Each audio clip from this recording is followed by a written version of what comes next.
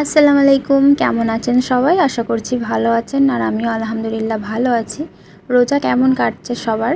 দেখতে দেখতে কিন্তু 5টা রোজা হয়েও গেল। গত 2 বছর আমি একটা রোজাও রাখতে পারিনি। প্রথম বছর প্রেগন্যান্সির কারণে আর তারপরের বছর আহান খুব ছোট ছিল তাই রাখা হয়নি। তাই এই বছরে ভেবেছি যে 1 মাসই রোজা করব ইনশাআল্লাহ। আজ আর ইফতারে সেরকম বেশি কিছু ভাজা জিনিস বানাইনি, একটু ফল কেটে নিয়েছিলাম আর ঘুগনি বানিয়েছিলাম, মুড়ির সাথে খাওয়া হবে। আর এখানে আমি আমার পছন্দের দই চিড়া বানাচ্ছি। এটা আমি আমার ইফতারে প্রতিদিনই রাখার চেষ্টা করি, কারণ এটা খুবই হেলদি। সারাদিন রোজা রাখার পর ইফতারে এটা খেলে আপনার সারাদিনের ক্লান্তি এক নিমেষেই দূর হয়ে যায়।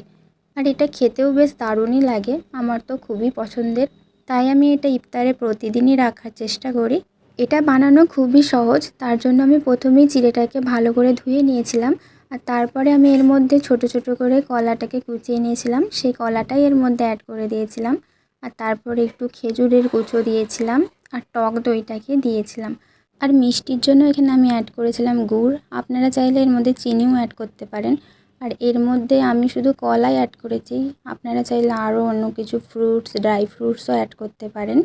এখন এটা পুরোই রেডি।